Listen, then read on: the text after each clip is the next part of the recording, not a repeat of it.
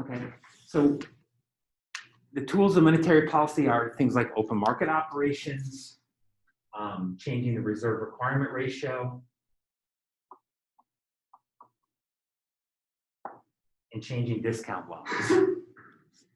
But of course, the one that the Fed pays most attention to or uses the most is open market operations. And then we talked about targets of monetary policy. Potential targets could be the federal funds rate, or the money supply, or the monetary base. These could be things that the Fed could target. But of course, what does the Fed choose to target? As we talked about on Wednesday, the Fed focuses on the federal funds rate. So the last part of this discussion is, what are the goals that the Fed wants to achieve? This could be output, employment,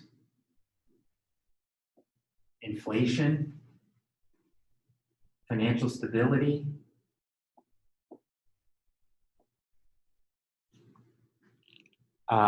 this could be something like exchange rate, fixing an exchange rate.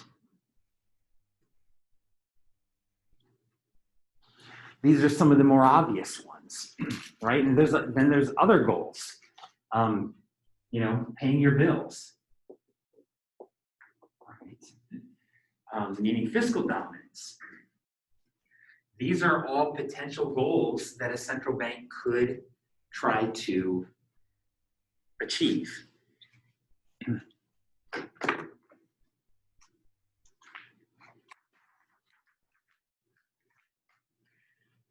So we want to kind of talk through some of these goals, right? What are the goals that the Fed chooses to target? What are the goals that they don't? What's the reason for that?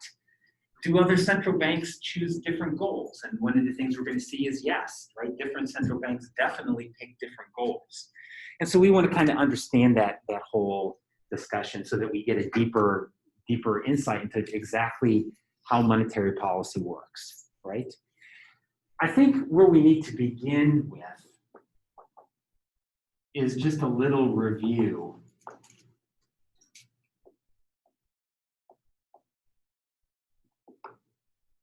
of a little macro review of the relationship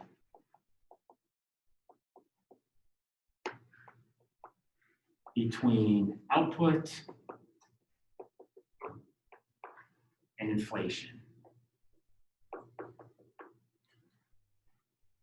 Okay. Now, obviously, I'm just going to kind of summarize this very quickly. In one sense, hoping that you remember a lot of this from macro, principles of macro, and then in another sense, just realizing that we don't have to remember all the details right now to kind of get the focus for what we want to talk about today. But you'll remember from macro, we developed this aggregate demand, aggregate supply model. And this model has GDP and the aggregate price level.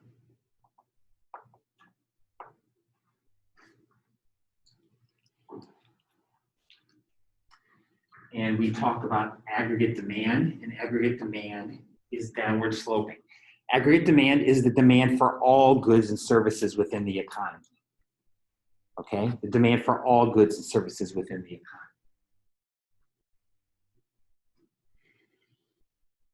And this is downward sloping, and we'll kind of talk here in a minute about why it's downward sloping. And then what does aggregate supply look like? Well, aggregate supply really depends upon whether you're talking about the long run or the short run. In the long run,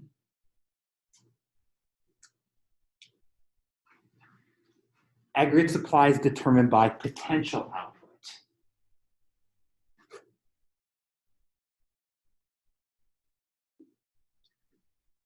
Right? Potential output you can kind of think about as our maximum sustainable level of output.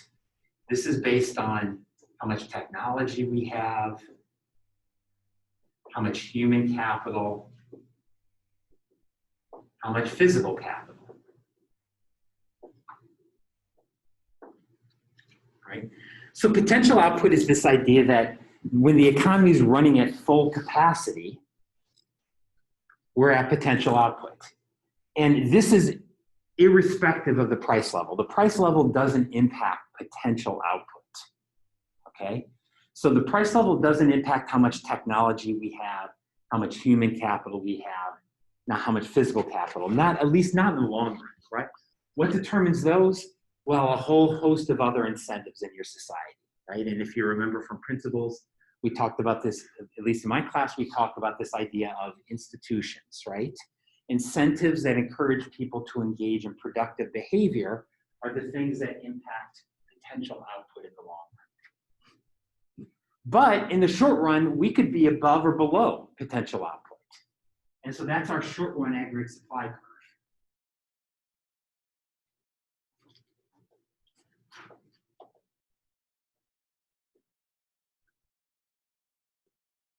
Depending upon where our short run aggregate supply curve is, we can be above or below potential output.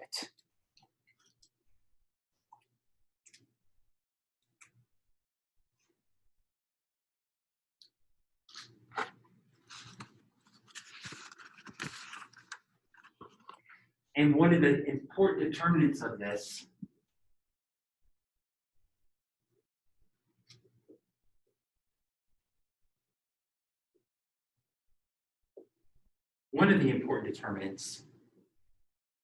is the expected price level, what we think the price level is going to be.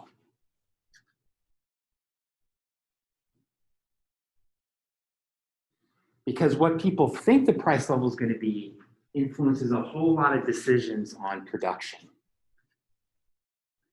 So what's true in the long run? When we're here, when we're at potential output, what's true? The actual price level equals the expected price level.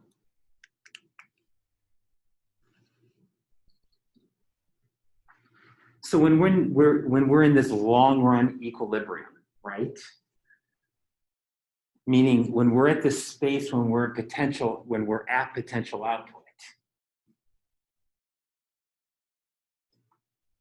then we know the actual price level is equal to the expected price level. Okay. This all coming back to us a little bit, vaguely, right? Like a bad dream, right? Okay. So there's a lot more to be said here, but as I said, I'm just kind of doing an extremely brief review. We're focused on monetary policy, right?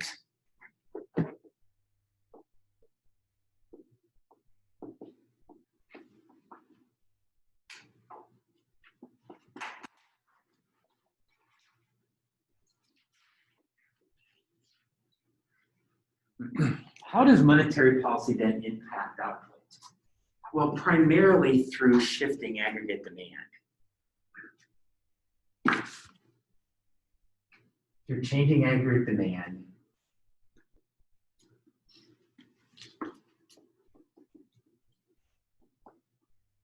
and I think there's many channels by which monetary policy influences aggregate demand. So monetary policy is not going to influence aggregate demand in just one way. It's going to influence monetary policy, or it's going to influence output through a number of ways. And honestly, these are all ways that we've talked about, or most of these are ways that we've talked about, right? One is through the interest rate channel.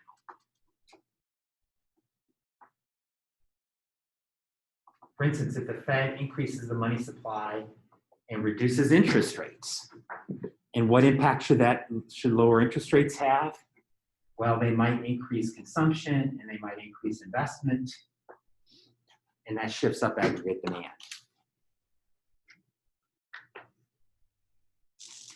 So what would happen over here? Aggregate demand will go up. Right, that's one of the ways that monetary policy can change aggregate output.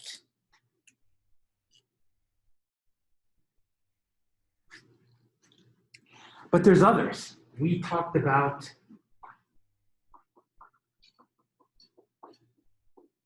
that this could also work through the stock market. If the Fed increases the money supply, what typically happens to the stock market?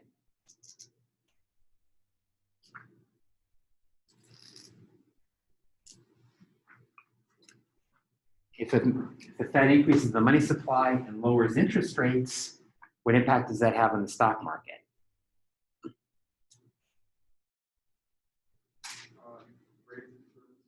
It tends to drive up stock prices, right?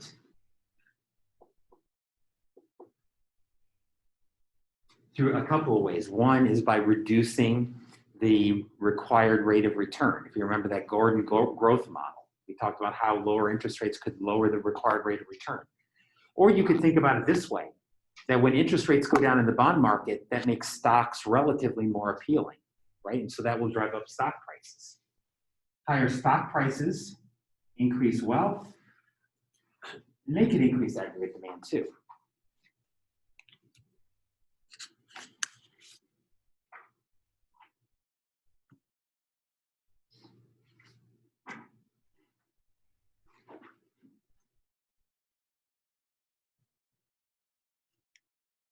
Okay. 3, this could be through what we call the risk channel.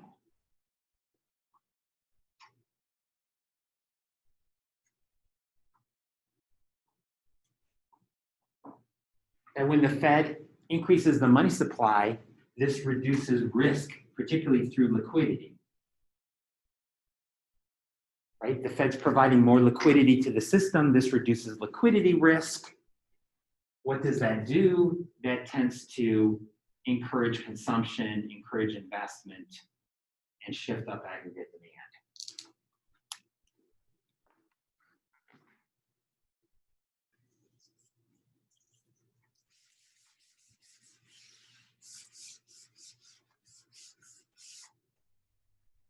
And finally, and if you remember from what is it, chapter 16, or maybe it's from chapter 22, I can't remember which chapter it's in. Your book actually has like 8 or 12 different channels, right? I mean, there's a lot of potential ways. I'm not going to go through all of them. It seems a bit of overkill. But there's one other potential way that I think is worth talking about. We haven't talked about this much to this point, but the last couple of days of class, we're going to be spending a lot more time talking about exchange rates. And one of the ways that monetary policy works definitely is through exchange rates. Okay, so we want to talk about the exchange rate channel. And here, if the Fed increases the money supply and it reduces interest rates, this tends to depreciate your currency. This tends to make your exchange rate go down. And so what does this do? This could increase exports and reduce imports and stimulate aggregate demand. So the Fed, as I said, we haven't really talked about exchange rates, but we're going to talk about this more over the next couple of days, that at the same time that an increase in the money supply increases aggregate demand in these other ways, it also is working through the exchange rate channel. For the US, how important is the exchange rate channel? Not very, because we are essentially a closed economy in many ways, right? We have a huge domestic economy. But for smaller countries that have more open economies, this is huge, right? The exchange rate channel might be bigger than these other channels, right? So anyway, like I said, this is not an inclusive list. And it's also not exclusionary. In other words, all of these things could be happening at the same time, right? It's not like one works and then the other ones don't, right? It's probably all of these things are true, right? All of these things are true and more that we haven't really talked about. So aggregate demand, or so monetary policy traditionally works through aggregate demand. So this brings us to how should monetary policy work?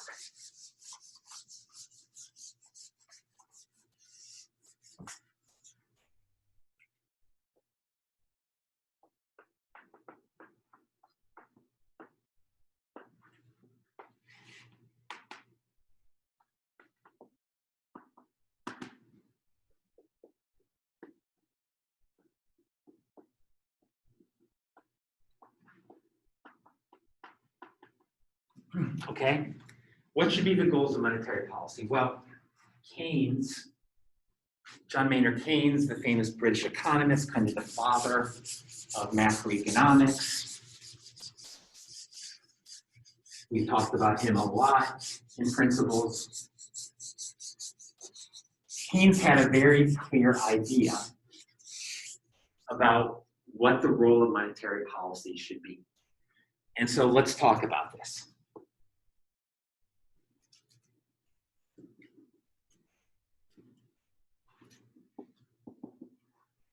So in Keynesian economics, if you remember, Keynesian economics focuses on the short run, focuses on business cycles.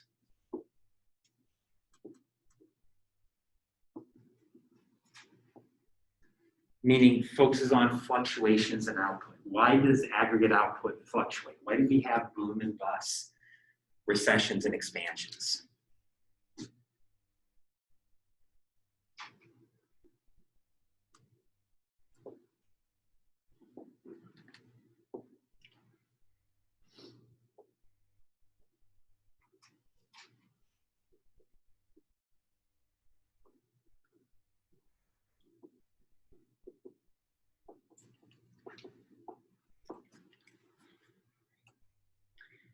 And the key,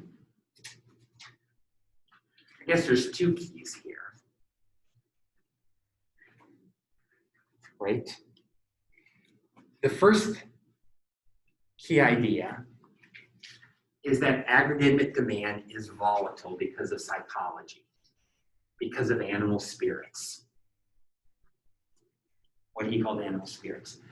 This fact that people's expectations of the future can rise and fall, oftentimes not based on a lot of information, right?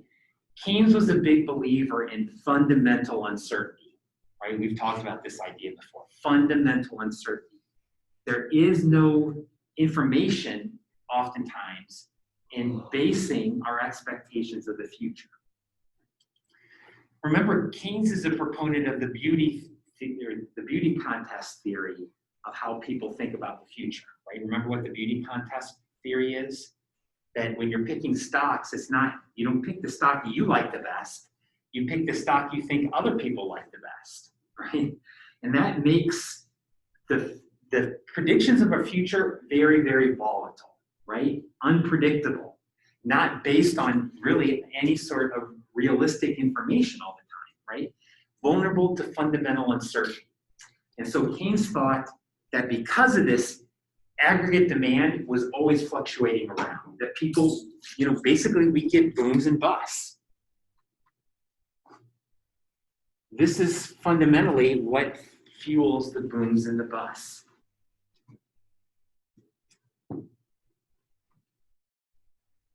So that's one of his key ideas. And then the second key idea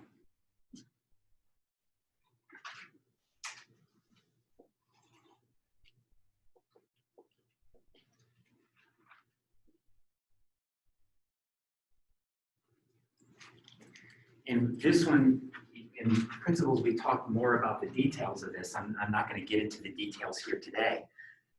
But the Keynes believe that markets are inflexible. They're not perfectly competitive. They're not perfectly flexible. And as a result, output can be greater or less than potential output. We can get stuck in periods of time where output is too low and output is too high.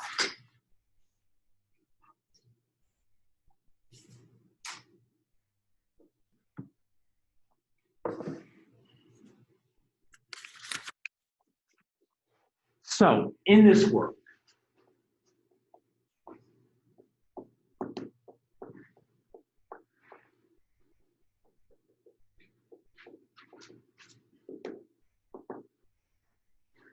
what the Fed should do is they should lean against the wind, or what we'll call counter-cyclical stabilization policy.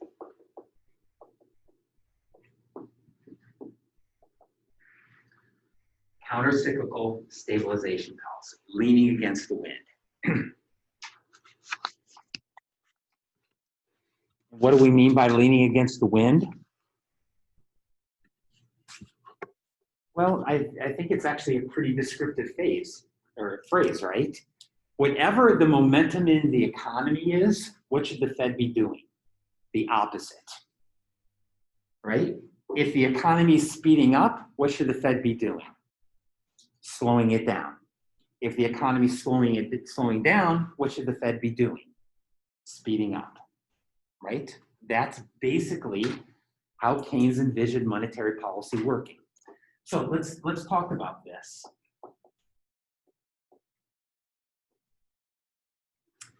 First, let's talk about a recession.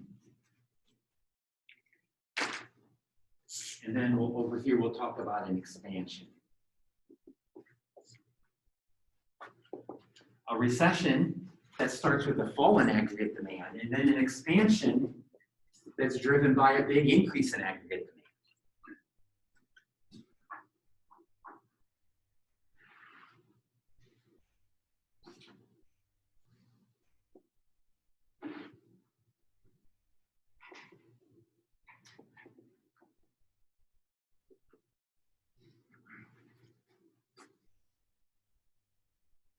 Okay, so I'm going to draw two graphs, same graph.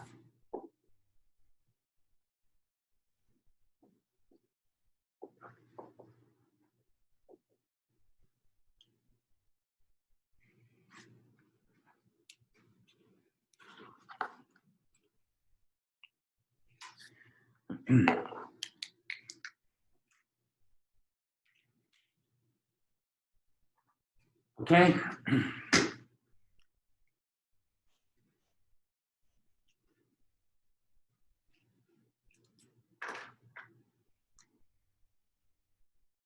Okay, so here we go with the first. Okay, sorry. I have some more colored markers here. Okay, we'll have to make do with just a couple colors. Right? Okay, so aggregate demand falls. What happens when aggregate demand falls? Aggregate demand falls because of animal spirits. And where does the economy move?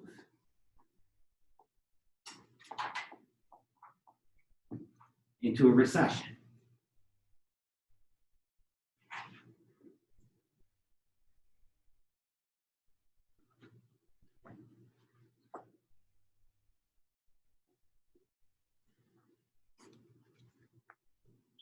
Okay. So here we have a situation where, for whatever reason, animal spirit, psychology, panic, the typical boom-bust cycle, aggregate demand falls, and we fall below potential output. What should be the Fed's response?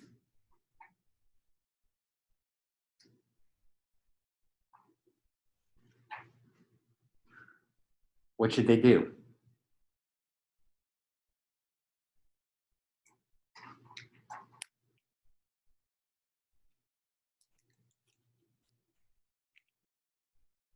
What do you think, Natalie? What should they do?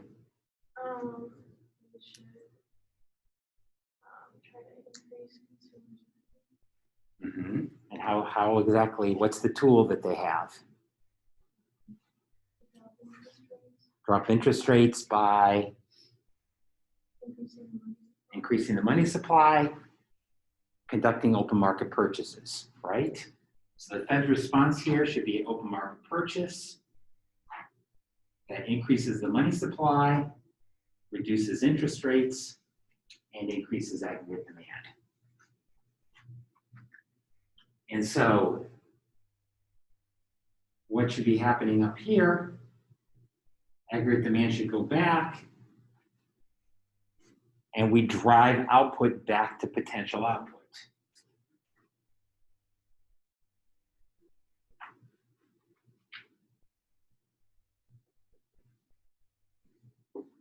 Right?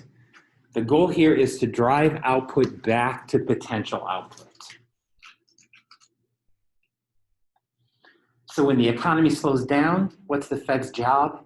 Hit the accelerator.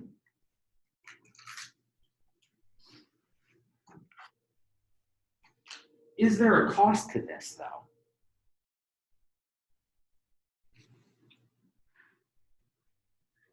Yeah, I mean, the cost of this is you are driving up inflation a little bit, right?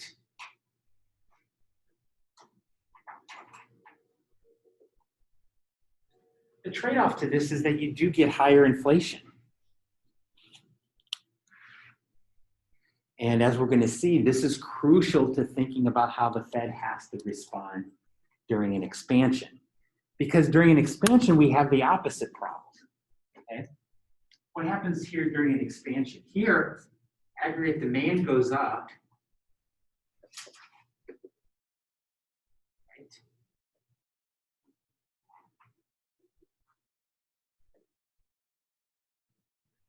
Output is greater than potential output, and we have a boom.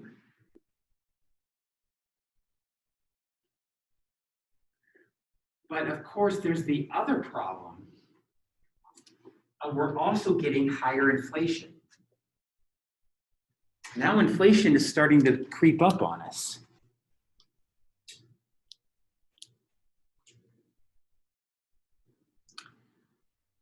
So what should the Fed's response be here?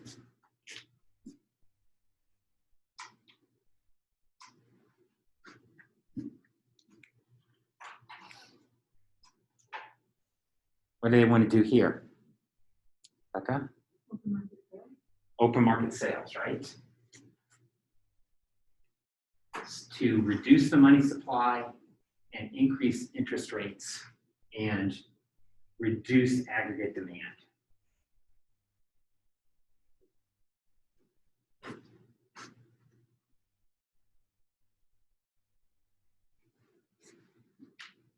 And once again, they're doing this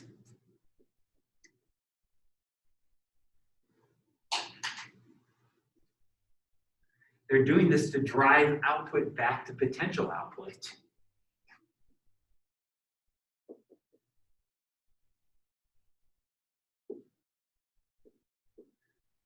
And most importantly, to keep inflation stable.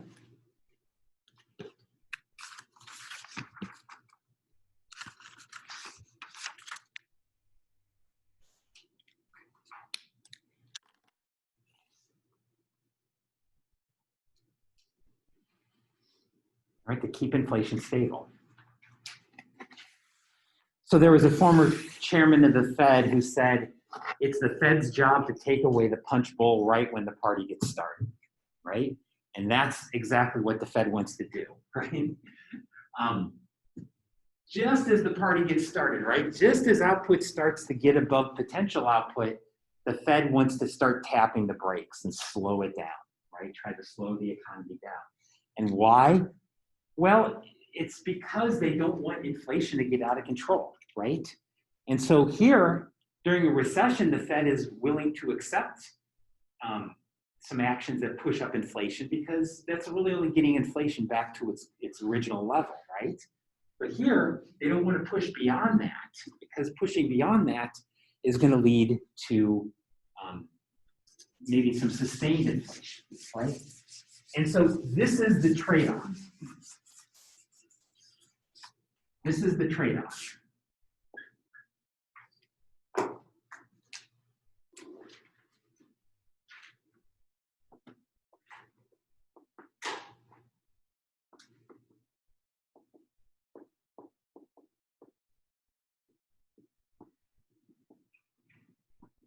High output and higher employment, right? Because output and employment go together. We'll talk about this here in a minute.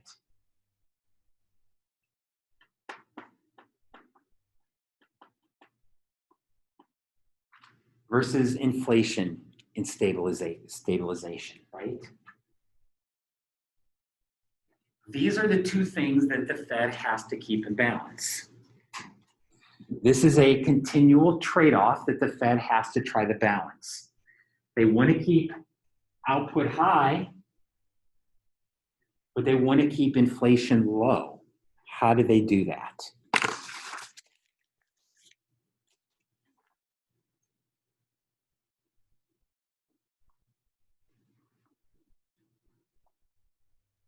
So we've talked when was it, on Friday, about the 1956 Employment Act, which is really the act of Congress and the president that essentially has set the goals for the Federal Reserve. And this is what the Fed refers to as the dual mandate. And the dual mandate is full employment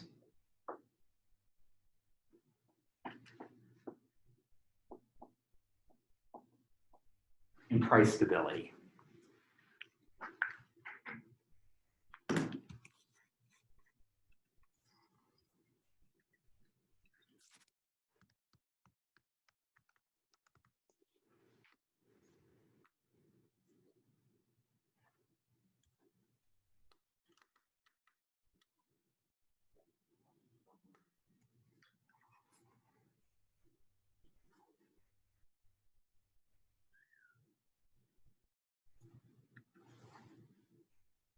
Okay?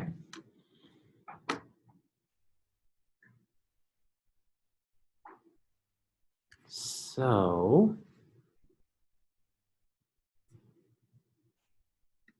I want to show you here.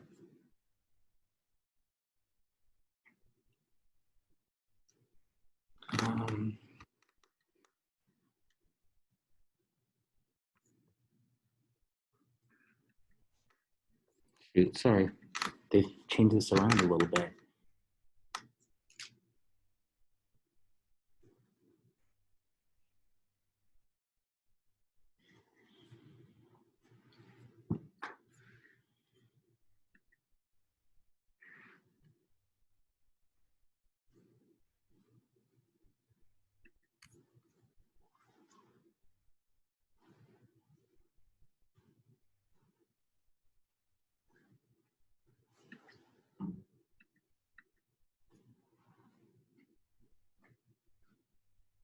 Okay, sorry. Where they keep this, it's changed around. So the kind of, what I want to do here is, let's just read through the last FOMC statement. And I think by reading through this statement, you can kind of get a good feel for what it is exactly that the Fed is trying to achieve, right? Now, all of these statements, if you look at them, typically they follow a pretty similar layout, right? Pretty similar layout. So it usually begins with kind of like a little brief introduction, okay? And so here's the brief introduction.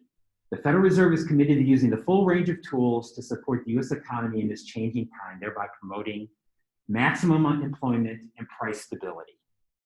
The dual mandate, right? The dual mandate.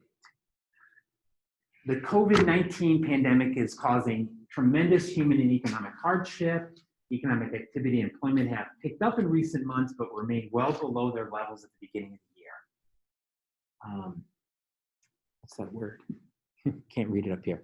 Weaker demand and significantly lower prices are holding down consumer price inflation. Okay, so one of the things the Fed's saying about the mandate is, right now inflation is pretty low. We're not that worried about it. That's the good news.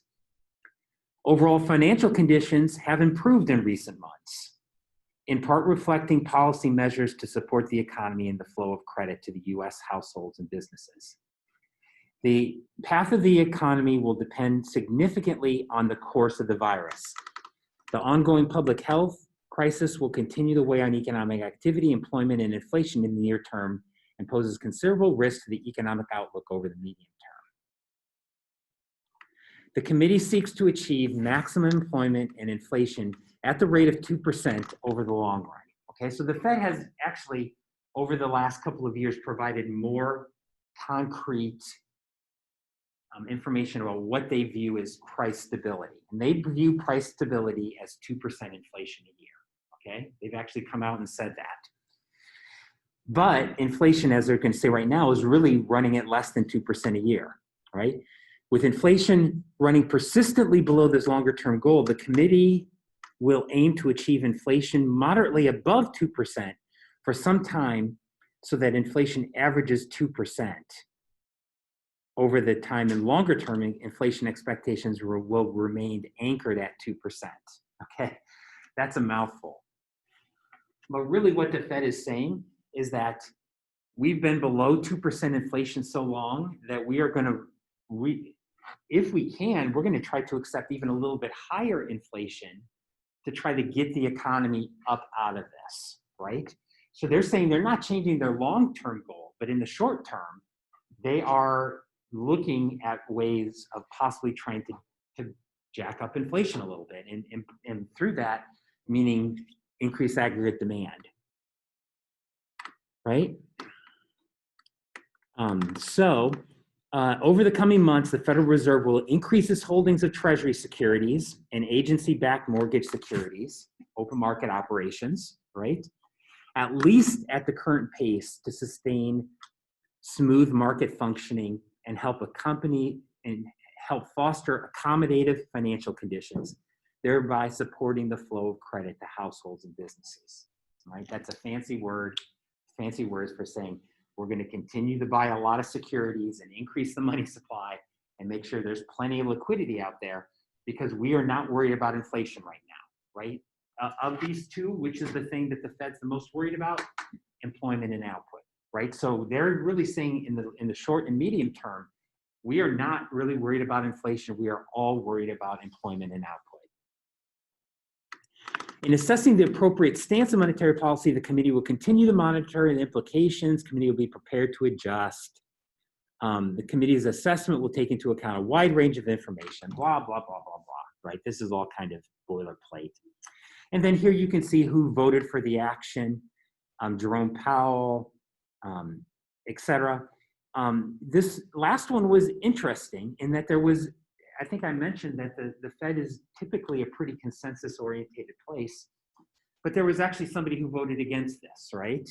Robert Kaplan, he's one of the presidents of one of the regional Feds, I can't remember which one, who expects that it will be appropriate to maintain the current target range until the committee is confident the economy has weathered recent events, is on track to achieve its dual mandate, but prefers the committee retain greater policy rate flexibility beyond that point. And Neil Kasari, who prefers that the committee indicate that it expects to maintain the current target rate until core inflation has reached 2%. These are actually fairly technical objections to it, I think mainly about wording. But anyway, you know, I think when you read these Federal Open Market Committee statements, you get a sense that what we have up here on the board really is very much how the Fed conceptualizes their job, right? This is how the Fed conceptualizes their job. To try to balance this trade-off, to try to lean against the wind. So in many ways, this Keynesian view of the world is very much the way that the Fed has, at least in the big picture, has thought about what their goals are, right? What they're trying to achieve. Now, we should, though, talk about other central banks, right? And some of the problems that other central banks have gotten into. And one of the problems that other central banks have gotten into is losing control of inflation, right? Losing control of inflation.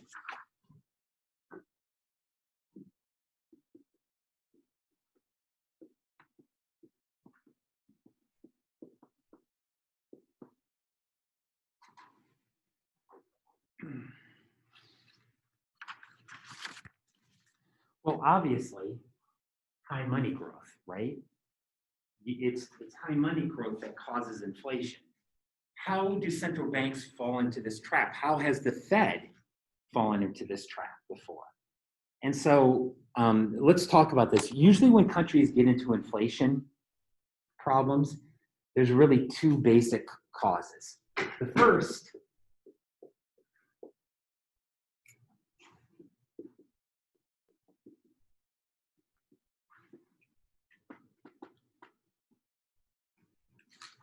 setting output targets too high.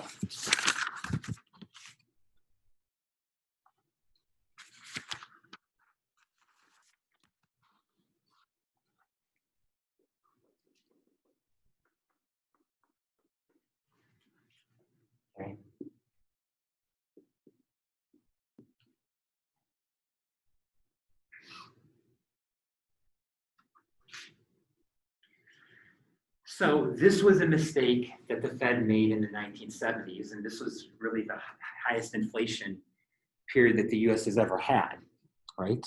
And it was largely driven by this problem that the Fed had, in that they set their output targets too high, and as a result, really dropped the ball thinking about what should be happening to inflation. So what happened in the 1970s? Well, we had a series of oil price shocks in the 1970s. So the price of oil doubled in 1971. This was the Israeli-Arab War. It doubled again in 1973. This is the OPEC oil embargo. And then it doubled again in 1979, right, which is the Iranian Revolution. And so each time the price of oil doubled in an economy that was much, much more oil intensive than today's economy. Today, just to give you some idea, today we get about 5 times the amount of GDP for the amount of oil that we use as we did in the 1970s, okay? So we were a much, much more oil intensive economy. And so when you doubled the prices, this was a significant reduction in potential output.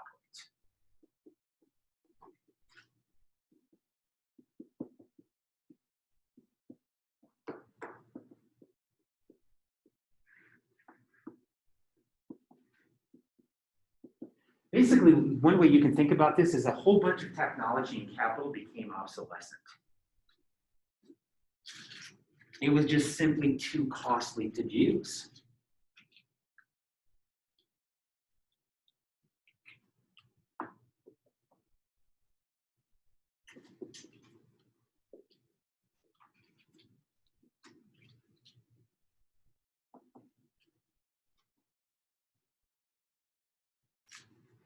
However, the Fed did not really understand what was going on, and they did not reduce its output target.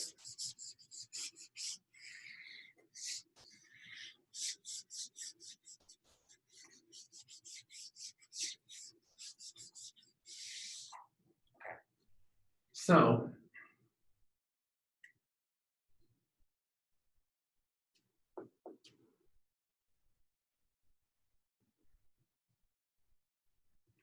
let's think about this world here. The world of the 1970s.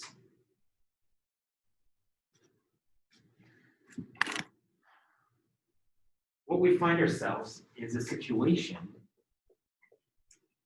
where potential output is actually down here, but what's the Fed doing? The Fed is trying to keep output up here. Potential output has fallen down to here, but the Fed thinks that we should be achieving this level of output.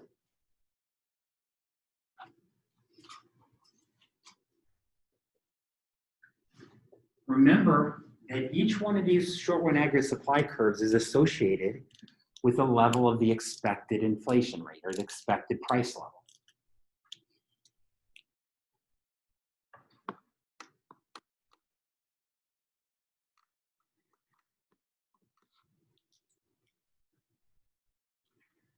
Okay, so the Fed wants to keep output up here.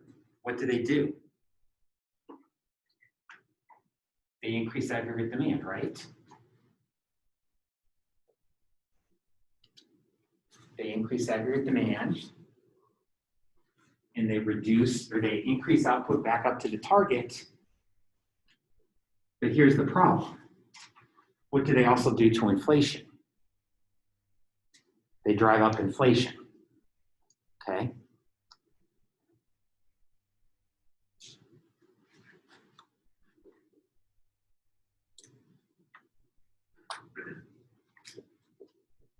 Over time, the public sees what's going on.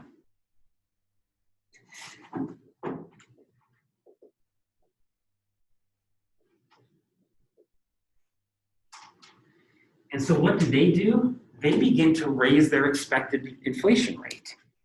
They begin to raise the expected price level. What does this do? This moves our short run aggregate supply curve back.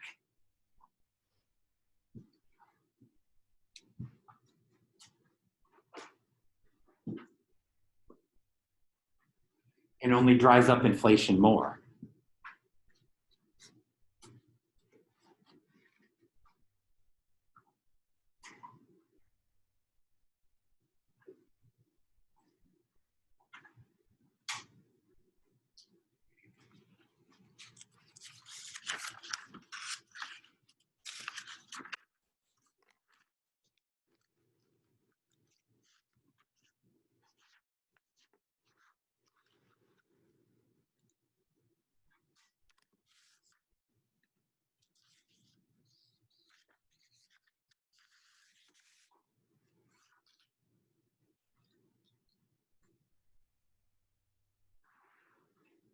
Okay. So now what's the Fed going to do? If they're stubborn, they do it again, right? They do it again. And that is exactly what the Fed promised to do in the night, or showed itself to be in the 1970s. Very stubborn. So they increased aggregate demand again. But of course, what happened over time? Short-run aggregate supply came back as people caught on. And so what did the Fed do? They did it again. What happened to short-run aggregate supply? And you can see what the result of this is.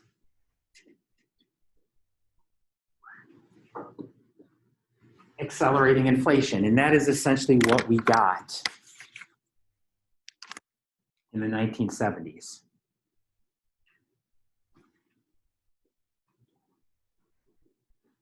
In 1970, inflation was 3%. By 1980, inflation was 13%. And that was because the Fed, again and again and again, tried to raise output above target. And this was a huge loss of credibility. Basically, the public lost confidence that the Fed was committed to keeping inflation low. So we talked about this yesterday.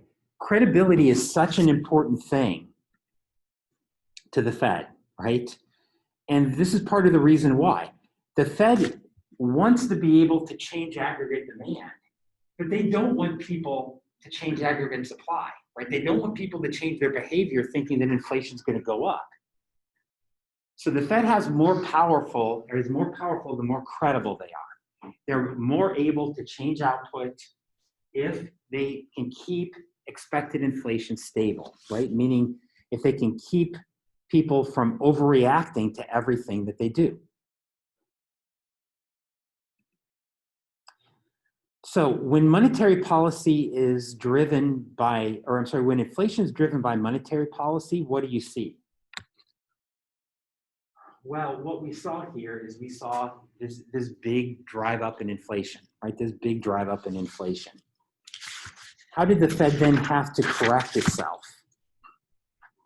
Well, really, how this worked out in the 1980s, as we'll talk about here in a minute, is the Fed basically had to back themselves out of this by slamming on the brakes, right? The only way they thought that they could restore credibility and get this under control is basically to dramatically cut the money supply and dramatically raise interest rates, which is what they did in 1981. Of course, to what effect? A huge recession, right? So the Fed essentially engineered a recession in 1981, but they did it to correct the mistakes they made in the 1970s, right? It was a big policy mistake, right? In hindsight, it's a pretty big policy mistake. And so not just the Fed, but other countries have gotten into this trouble, right? If you set output targets too high and you're too stubborn, you can let inflation get away from you and you lose credibility, right? You lose credibility, and what you begin to see is inflation expectations begin to take off on you, right? And you kind of lose control over the situation.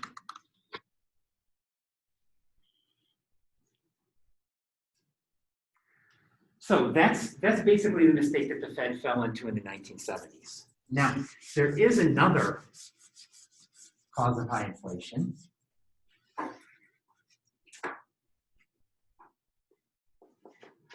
We've talked about this one before.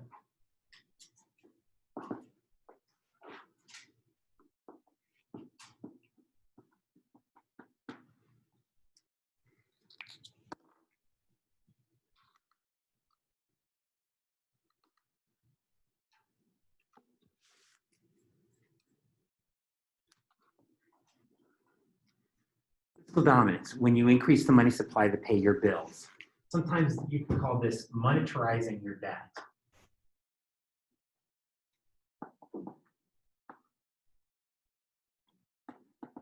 Basically, you turn your debt into money.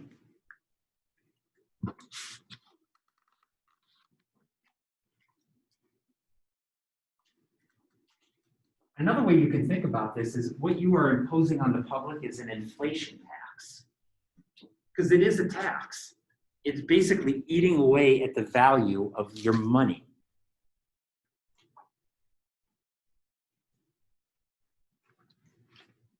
Okay, so think about a budget deficit.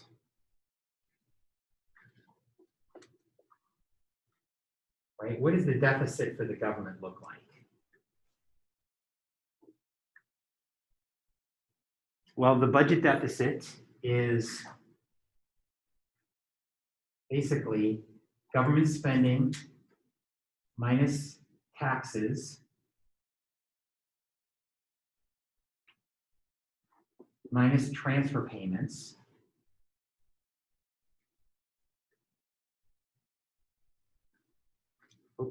plus transfer payments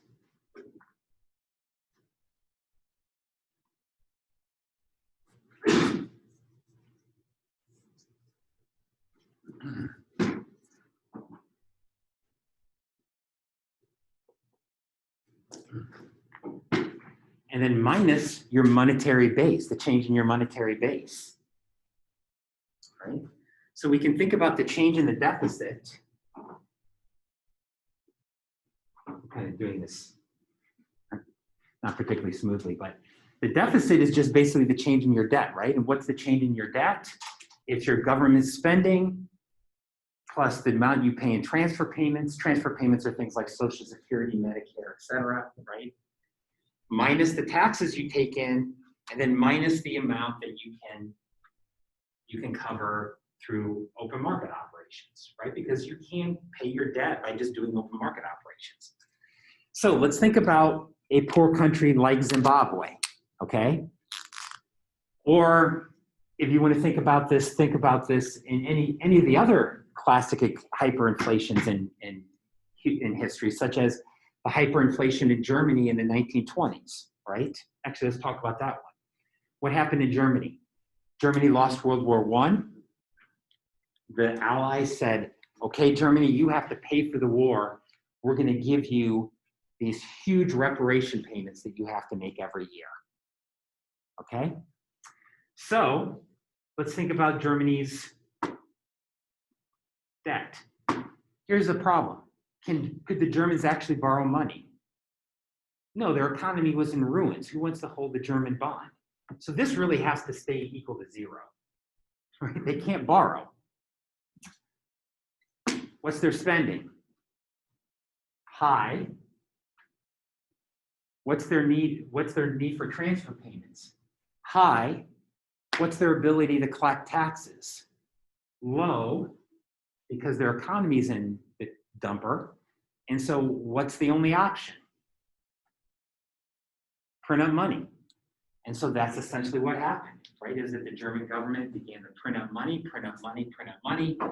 And what this inevitably led to was a very, very high inflation rate that ruined many Germans, right? Because if you had money in the bank or you had money in cash, all of it got eaten away. It wrecked the economy, and it's one of the things that contributed to Hitler coming to power, right? Because the Germans in general were so upset about the state of their economy after the war. And so, you know, hyperinflations, as we've talked about, are always, right? Well, this first case here, setting output targets too high, this leads to high inflation. But when you talk about hyperinflation, right? Hyperinflation meaning 1,000% a year, 10,000% a year, 20, 50,000%, 1,000,000% a year. Those are almost always because of budget issues, right? Almost always because of budget issues. Why doesn't this happen in the US? Well, for the reasons we've talked about, right? The US has a large tax base, and we actually get people to pay their taxes, right? Unlike other countries. We have a highly developed bond market that we can borrow money from. The Fed is independent, so they say they're not going to change the monetary base. And that there's just a lot of debt tolerance for the US, right? So those things mean that this is kind of unlikely to happen in the US. But in other countries, right, whether yeah, sure, right? And it can happen in Zimbabwe. I just show you this, I took this picture. This was in a bathroom in Zimbabwe. And you see it, it's a sign that said toilet paper only to be used in this toilet. No cardboard, no cloth, no Zim dollars, no newspaper. Right? And that's very much what you get in some of these countries, right? Is that the currency becomes worth not much more than toilet paper when it's printed up too much. While we're talking about inflation, let's talk a little bit about the opposite, which is really what's happening today.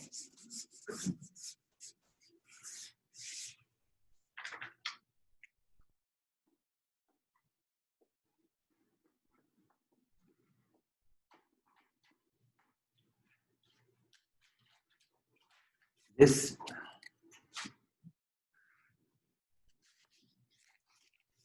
move towards lower inflation, not just in the US, but globally.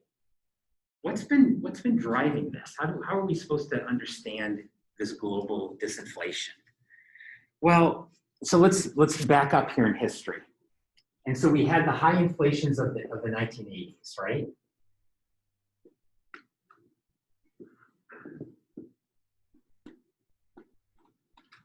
And this wasn't just true in the US, this happened elsewhere. Many countries suffered the same oil price shocks that the US did. So this really happened in many different places.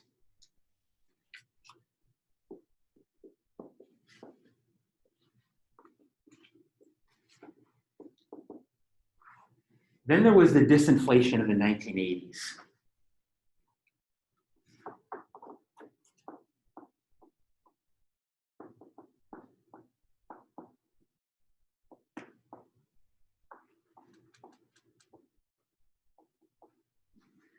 Where the Fed purposely, dramatically cut the money supply.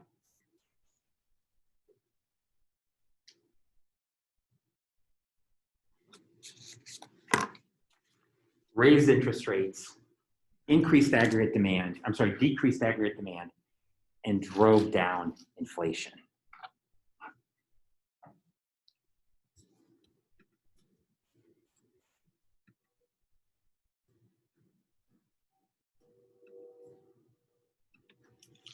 Okay.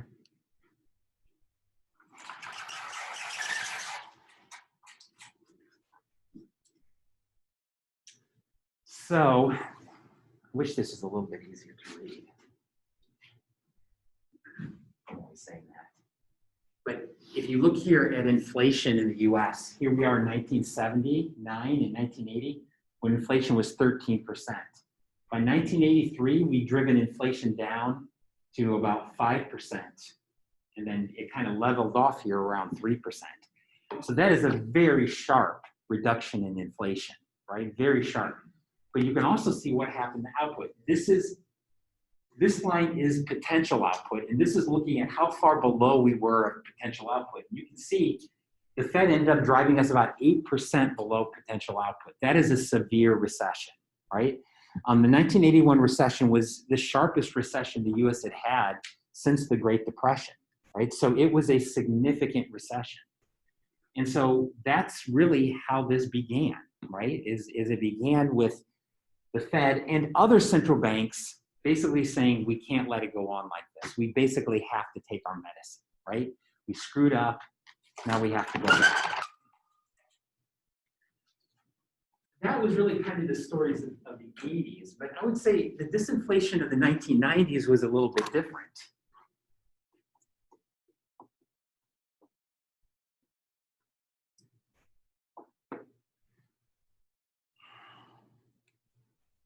The disinflation of the 1990s, I think, was driven by a couple of things.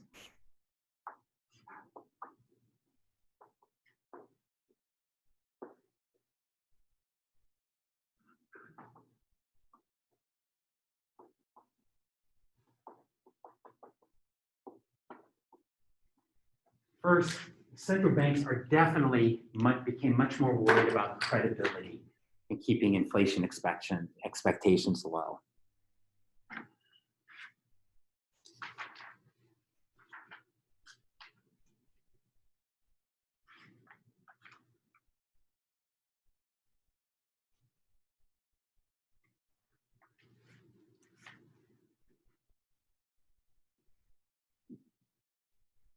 But I think the other thing that clearly played a role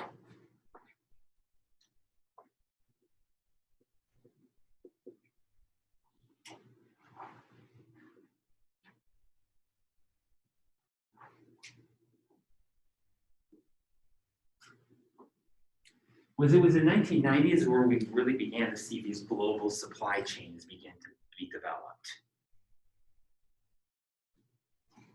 This is basically, well into the Chinese boom, right? And so China basically began reform in 1978, 1980s. The pace of reform was slow. Economic progress was relatively fast. But it was really in the 1990s where the Chinese economy, particularly the boom in manufacturing, began to take off. And so this gave the world access to a huge source of cheap labor, which helped keep costs down for a wide number of goods and reduce the prices of many different things. This put a lot of downward pressure on inflation. So while central banks were doing a better job, I think the economic conditions also changed that kept many inflation pressures under wraps. And then we'll just kind of skip a little bit forward to the last decade or so.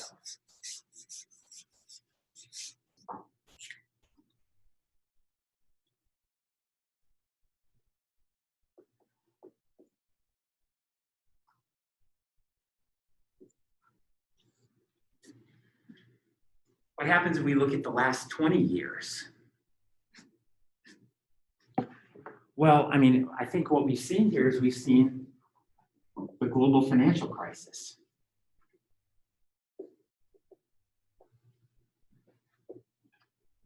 And then COVID in 2020.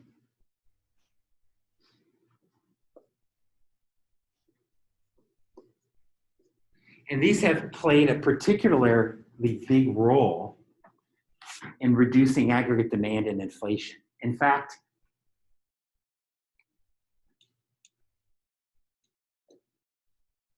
in 2008, inflation in the US was actually negative. We had deflation. Prices of goods fell. That could potentially happen this year too. So crises have played a big role, right? The economic crisis, the fact that we've been in recessions for a big chunk of this time has certainly played a role. And then I think the other thing, we talked about this last week.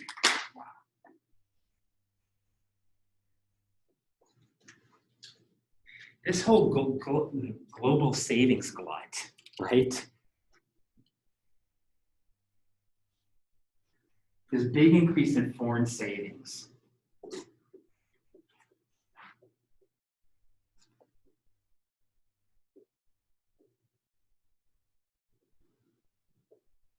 Has generally kept interest rates very low regardless of what's happened to inflation.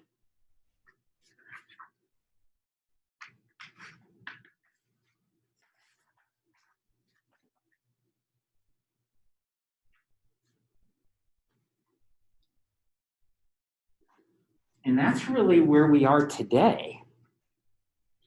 If you read between the lines of that last statement that we read up here for the Federal Open Market Committee, that was actually, I think, a very important statement, because once you kind of understand this history and read between the lines, when the Fed says they're willing to accept inflation above 2% to try to get the economy back, what the Fed is really saying is that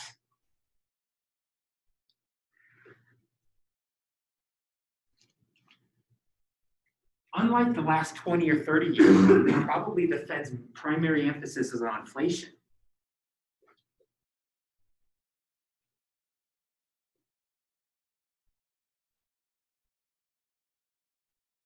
The Fed really is saying going forward, they're really going to put more emphasis on output and employment. Why?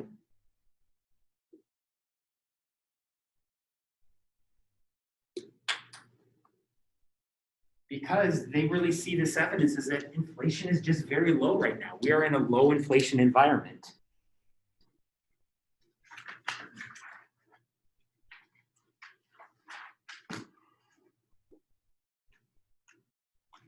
We are in a low inflation environment. And so the Fed is pretty clearly saying that unlike in the past, we have just been below our target, right? The Fed's target of inflation is 2%. We have generally been below that for a long period of time now. If I can show you a picture.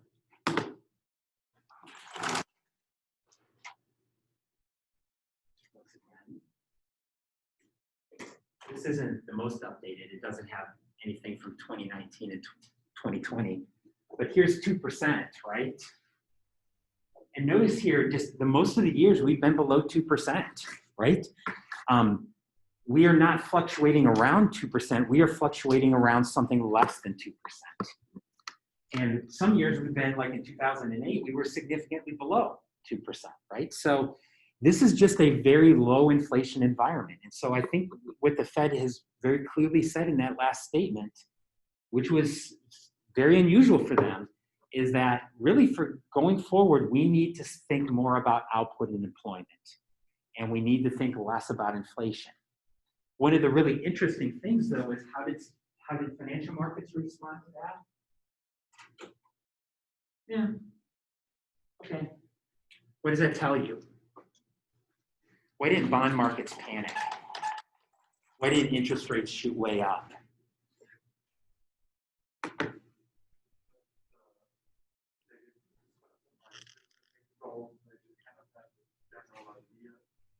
I think there's some of that. Yeah, they weren't specific. I mean, I interpreted it another way. The Fed just still has a lot of credibility, right? I mean, the Fed, by saying, yeah, we're going to focus more on output and employment, I think markets still say, well, we realize that you're committed to keeping inflation low, right? So, I don't think markets overreacted to it because the Fed has a lot of credibility. And that's exactly what the Fed has sought to maintain over the years, right? So, yeah, but it's a delicate balance, right? It is a delicate balance, right? Of wanting to have the flexibility of focusing on output and employment, because obviously these are people's lives, and this is important stuff. But on the flip side, you can't forget about inflation, right? Because there's no better way to ruin the financial system and to impede long-term progress than to let inflation get out of control, right? If you think about what happened in the Fed has basically spent a good part of the last 40 or 50 years trying to correct for this mistake that they made in the 1970s, right? So the Fed does not want to replay that. The Fed does not want to be spending the next 40 or 50 years till 2070 trying to correct the mistakes that they made in 2020. Okay, so that's the balance, right? That's the balance that they're trying to maintain. So anyway, that's really monetary policy today. So when we come back this afternoon, I want to talk a little bit about some alternative ways that monetary policy could be run. We'll talk a little bit about inflation targets, right? And then we'll also go over your first exam. So I'm going to give you back your exam now, okay? You can look at it over lunch, and then, as I said, we'll spend a few minutes going over the exam this afternoon. If you have any questions about the exam, you can ask me. So the average on the exam was a 70, which is a little bit better than last time. Yeah, I don't know what more to say about it other than, we did a little bit better than last time. I still don't think that we didn't rock the house, but we did a little bit better. So Anyway, take a look at this over break, and as I said, we will go through it. And I'll go through it in some detail. If you have extra questions, you can ask me about them this afternoon, okay?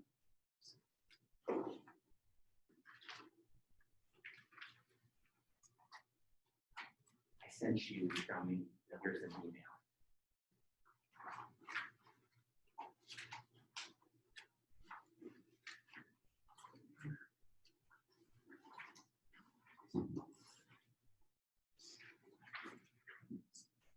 Okay, so like I said, take a look at them over break. If you have some questions, I'd be happy to try to answer them this afternoon, okay? Also, if any of you after class this afternoon want to meet up, we can either meet individually or we can meet on Zoom to talk about things. Yeah, Rose.